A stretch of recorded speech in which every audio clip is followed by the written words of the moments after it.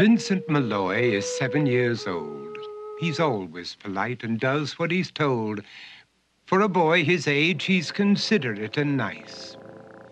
But he wants to be just like Vincent Price.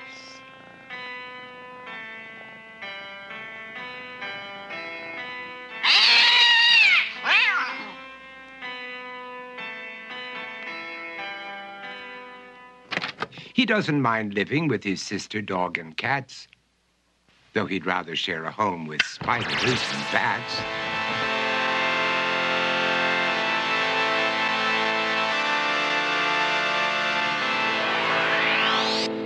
There he could reflect on the horrors he's invented and wander dark hallways alone and tormented.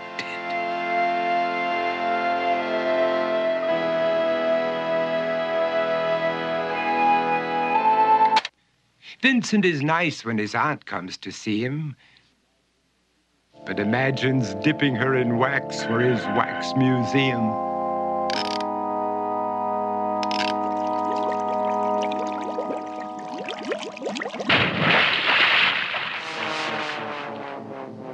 He likes to experiment on his dog, Abercrombie, in the hopes of creating a horrible zombie.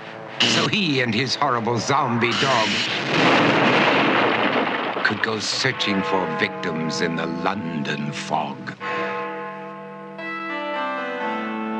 His thoughts, though, aren't only of ghoulish crime. He likes to paint and read to pass some of the time. While other kids read books like Go, Jane, Go, Vincent's favorite author is Edgar Allan Poe.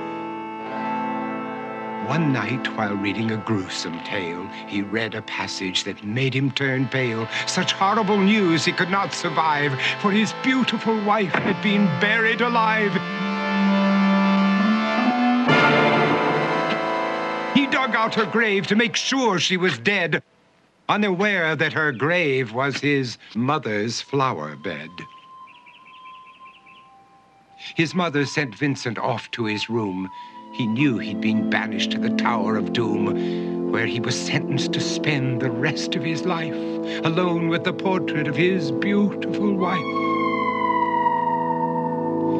While alone and insane, encased in his tomb, Vincent's mother burst suddenly into the room. She said, "If you want to, you can go out and play. It's sunny outside and a beautiful day."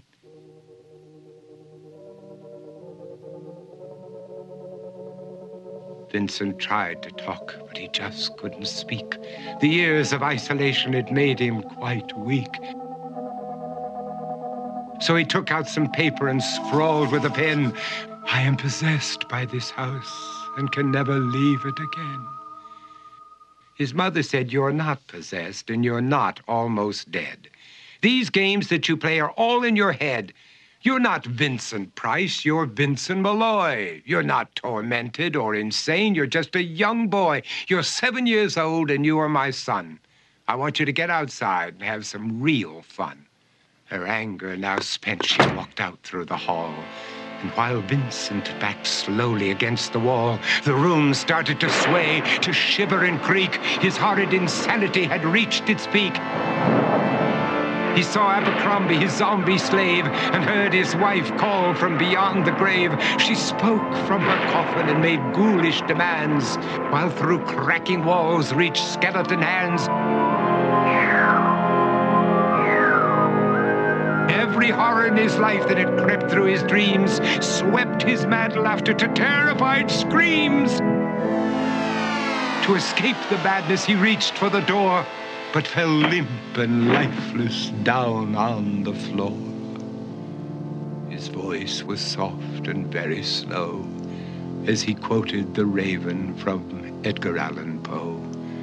"And my soul from out that shadow that lies floating on the floor shall be lifted nevermore."